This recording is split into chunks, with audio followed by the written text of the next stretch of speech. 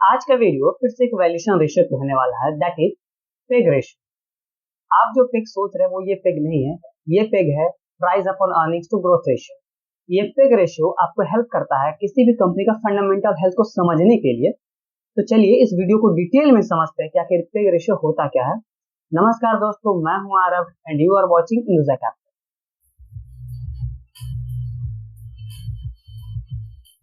इससे पहले कि हम लोग पेग रेशियो को डिस्कस करें, आशा करता हूं आपने हमारा एटलीस्ट दो वीडियो जरूर देखा होगा। First, what is EPS and second, what is P ratio, क्योंकि इन दोनों रेशियो को समझना बेहद ही जरूरी है, तभी आप पेग रेशियो को अच्छे से समझ पाएंगे। सो मैं आपको रिकमेंड करूंगा आप पहले उन दोनों वीडियो को देखिए, उसके बाद इस वीडियो को देखना स्टार्ट कीजिए। उन दोनों वीडियो का लिंक मैं नीचे डिस्क्रिप्शन और ऊपर कार्ड में दे दूंगा, जाइए और जरूर उसे देखिए। अब हम आते हैं हमारे main topic, what is peg ratio. देखिए, पेग रेशियो एक वैल्यूएशन मैट्रिक्स है जो आपको ये बताता है कि आप जिस भी कंपनी का एनालिसिस कर रहे हैं, क्या वो फेयरली वैल्यूड है, अंडर वैल्यूड है या फिर ओवर वैल्यूड है।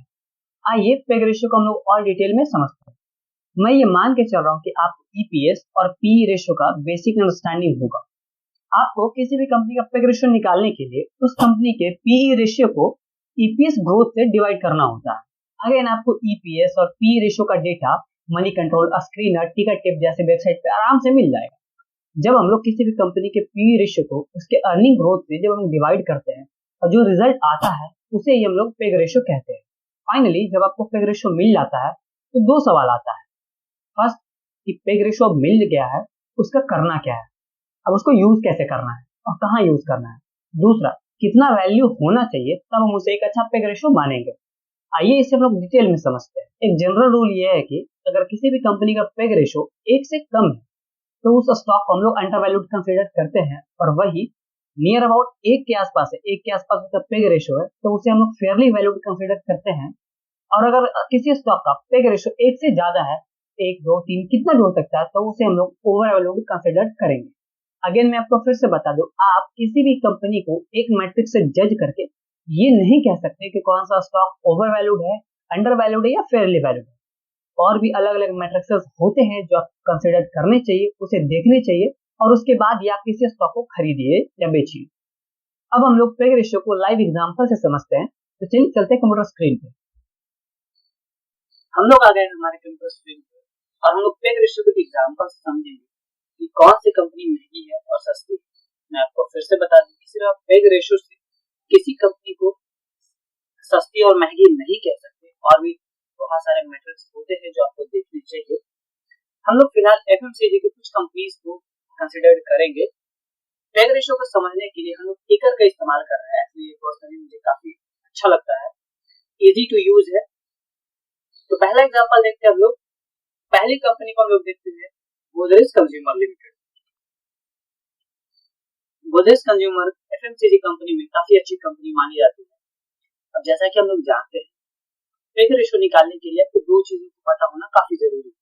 फर्स्ट, पीई रेशियो, जो कि हमें यहाँ दिख रहा है 65 का पीई पे गोदरेज कंज्यूमर ट्रेड कर रहा है। And second, earning growth. और अर्निंग ग्रोथ हम लोग अगर ढूंढे इस पोर्टल पे तो हम लोग नीचे स्क्रॉल करते जाएंगे तो हमें एक सेक्शन मिलेगा प्रॉफिट ग्रोथ। ये रहा प्रॉफिट ग्रोथ का सेक्शन। अब एज पर फॉर्मूला जो हमने सीखा है कि किसी भी कंपनी के पी को उसके अर्निंग ग्रोथ से डिवाइड करना होता है। तब देखिए हमारे पास उसका पी, गोदरेज कंज्यूमर का पी 65 का है और उसका अर्निंग ग्रोथ अगर एक ईयर का हम देखें 2.34 यानी 2.5% के आसपास का अर्निंग ग्रोथ है। और इस कंपनी के पी को हम इस अर्निंग ग्रोथ से एक 1 ईयर के अर्निंग ग्रोथ से डिवाइड करते हैं तो हमें मिलता है 28 के आसपास। पेग रेशियो जो निकल के आता है 28 आता है। देखिए हम लोग तो पढ़े थे, हम लोगों ने देखा था कि अगर पेग रेशियो 1 के नीचे है तो अंडर वैल्यूड है, अगर 1 के आसपास है तो फेयरली वैल्यूड है, और वही 1 से ज्यादा हो तो ओवर वैल्यूड माना जाता है। यहाँ पे हम लोग क्लियरली देख पा रहे हैं कि इसका पेग रेशियो 1 ईयर के कंपैरिजन में देखा जाए 28, जो कि 1 से काफी ज्यादा है। और वही थर्ड ईयर के पेग रेशियो से कंपेयर करें तो थर्ड ईयर का इसका अर्निंग ग्रोथ 8.6 8.5% का है, और इसे अगेन इसका पी रेशियो से डिवाइड करते हैं 7.5 का पेग रेशियो निकल के आता है, जो कि 1 ईयर के कंपैरिजन सस्ता है। और वही 5 ईयर्स से कंपेयर करें उसका पे रेशियो अगेन 7.6 निकल कर आता है। अगर ऐसे देखें तो गोदरेज कंज्यूमर तो एक के आसपास कोई है ही नहीं, पूरी कंपनी महंगी है, पर आप सिर्फ इससे नहीं कंसीडर कर सकते। जब तक इस कंपनी के उसके पीयर से कंपेयर नहीं करते हैं तो हमें एक क्लियर पिक्चर नहीं मिलता। चलिए एफएमसीजी में ही एक और प्रोमिनेंट कंपनी पे डिस्कशन करते हैं, that is HUL, Hindustan Unilever. तो बात करेंगे हिंदुस्तान यूनिलीवर लिमिटेड। अगेन तो हमें पी चाहिए और ईपीएस ग्रोथ। अगेन इसका पी अगर देखें तो 57.94, रफली आप इसे बोल सकते हैं 58 के पी पे कर रहा है HUL। तो अगेन हम जब नीचे स्क्रॉल करेंगे हमें प्रॉफिट ग्रोथ दिखेगा, ये रहा प्रॉफिट ग्रोथ ऑफ HUL। ये हमें प्रॉफिट ग्रोथ मिल जाएगी एक ईयर का 13% के आसपास का है। 3 इयर्स का अगर प्रॉफिट ग्रोथ देखें 14% का है, वही 5 ईयर का प्रॉफिट ग्रोथ देखें तो 14% का है।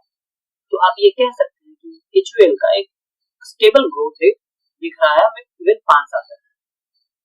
तब हम इसे फॉर्मूला से अप्लाई करते हैं। 58 का हमें पी था, 58 को अगर हम इसको 13% रफली पकड़ के चलते हैं, 13 से अगर डिवाइड करते हैं तो हमें 4.4 पे रेशियो मिलता है। और वही 3 इयर्स से डिवाइड करते हैं 3 इयर्स के अर्निंग ग्रोथ को, तो हमें 4 का पे रेशियो मिलता है। और वही 5 इयर्स के प्रॉफिट ग्रोथ को डिवाइड करते हैं पी रेशियो से, तो हमें अगेन 4 का पे रेशियो मिलता है। अब अगर देखा जाए तो गोदरेज कंज्यूमर का फर्स्ट ईयर का पे रेशियो 28 था, सेकंड ईयर का 6.5 था, एंड अगेन थर्ड ईयर का 6.5। और वही HUL का 4.5 का पे रेशियो आपको मिल रहा है, जो कि आप कह सकते हैं कि गोदरेज कंज्यूमर से सस्ती है HUL according to the PE ratio. अब हम लोग एक और कंपनी के बारे में बात करते हैं, that is Jyoti laboratories.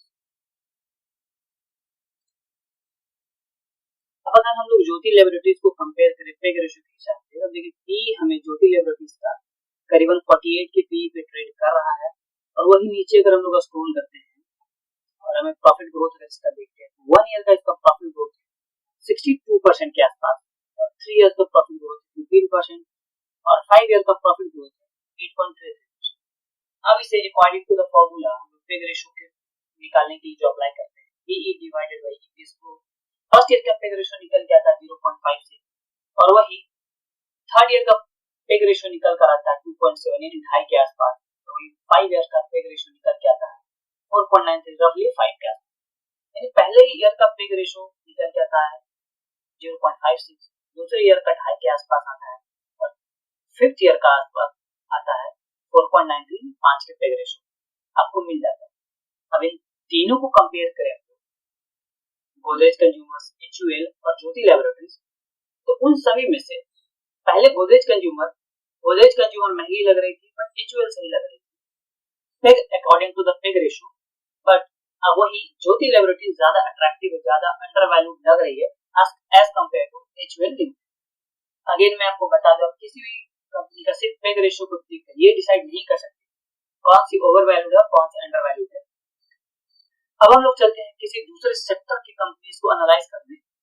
FMCG का तो हमने देखा, अब देखते हैं सिगरेट इंडस्ट्री में पे रेशियो के हिसाब से कंपनीज को under valued over valued check करते हैं। तो अब सिगरेट इंडस्ट्री में दो मेजर कंपनी का बारे में बात करेंगे। फर्स्ट है गुडफ्रे फिलिप्स और सेकंड आईटीसी लिमिटेड।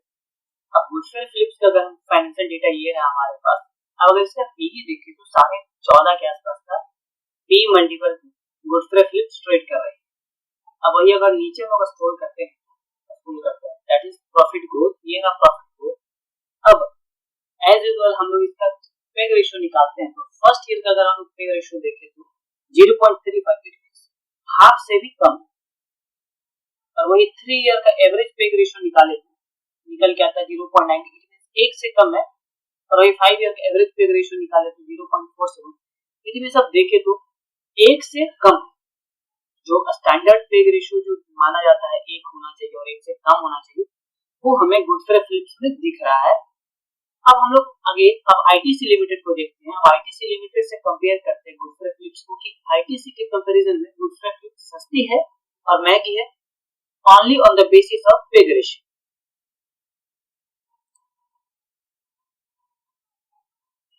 अब ये रहा हमारे पास आईटीसी का डेटा, और आईटीसी का डेटा के साथ हम लोग देखते हैं इसका पी रेशियो देखते हैं तो 29.82 मल्टीपल्स, इट मींस देखा जाए तो 30 के मल्टीपल्स पे आईटीसी ट्रेड कर रहा है राइट नाउ। अगेन हम लोग फिर से नीचे स्क्रॉल करते हैं और ये रहा प्रॉफिट ग्रोथ रेशियो। आईटीसी का प्रॉफिट ग्रोथ अगर हम लोग देखें तो फर्स्ट ईयर का प्रॉफिट ग्रोथ है 24.5% के आसपास, 3 इयर्स का एवरेज प्रॉफिट ग्रोथ है 7.5% और 5 ईयर का एवरेज प्रॉफिट ग्रोथ है 11%। अब हम लोग आईटीसी का पेग रेशियो निकालते हैं। अब उसका पेग रेशियो निकालते हैं तो फर्स्ट ईयर का पेग रेशियो निकल कर आता 1.22, एक से थोड़ा सा ऊपर, और वही अगर 3 ईयर का एवरेज प्रॉफिट ग्रोथ 7.4% था तो उसका पेग रेशियो निकालते हैं तो 4 का पेग रेशियो निकल कर आता है, और वही 5 ईयर का एवरेज पेग रेशियो निकल कर आता है 2.72%, 2.5%, तकरीबन 2.5 के आसपास।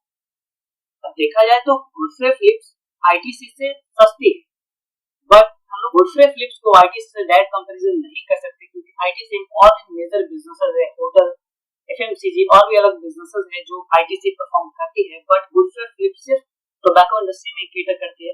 एग्जैक्ट कंपैरिजन नहीं है इसका, बट आपको एक रफ आइडिया मिल जाएगा क्योंकि आईटीसी के टोबैको बिजनेस में 70% प्रॉफिट टोबैको बिजनेस से गया था आईटीसी में। अब अगर हम लोग देखें मोटा मोटी तो गुडफ्रे फिलिप्स सस्ती लग रही है as compare to ITC. It's all up to you, आपको कौन सी अच्छी लग रही है, कौन सी महंगी लग रही है, कौन सी सस्ती लग रही है। अगेन मैं आपको ये बता दूं, ये कोई बाय और सेल रिकमेंडेशन नहीं है। जो भी मैंने कंपनी डिस्कस की है बस ये मैंने समझाने के पॉइंट ऑफ व्यू से, स्टडी पॉइंट ऑफ व्यू से मैंने आपको ये डिस्कस किया है। अगर आपको कोई भी इन्वेस्टमेंट करना हो तो आप खुद से रिसर्च करें और खुद इन्वेस्टमेंट करें अपने risk. You must be thinking कि पी रेशियो तो पहले से था ही, तो फिर पेग रेशियो की जरूरत क्या है? जब पी रेशियो सही डेटा हमें दे ही रहा था, वैल्यूएशन मैट्रिक्स वो भी था, तो पेग रेशियो का जरूरत क्यों आ पड़ा? हम लोग पेग रेशियो क्यों यूज करते हैं? जरूरत है। पी रेशियो में हम लोग यूज करते हैं किसी भी कंपनी के उसके पास्ट अर्निंग्स को, और वही पेग रेशियो में आप उसके पास्ट अर्निंग के साथ साथ फ्यूचर अर्निंग्स को एंटिसिपेट करके आप ये आइडिया लगा सकते हैं कि इस कंपनी का प्रॉफिट कितना होने वाला है। यह रफ आइडिया लगता है बट आपको आइडिया लग जाएगा कि कंपनी कितना प्रॉफिट बनाने वाली है। और ये था all about peg ratio. Hope so आपको पेग रेशियो समझ में आया होगा। आशा करता हूँ आपको हमारा वीडियो पसंद आया होगा, और आपको पसंद आया तो चैनल को सब्सक्राइब और वीडियो को लाइक करते जाइएगा। इससे हमें और हमारे टीम को मोटिवेशन मिलता है। Thanks for watching.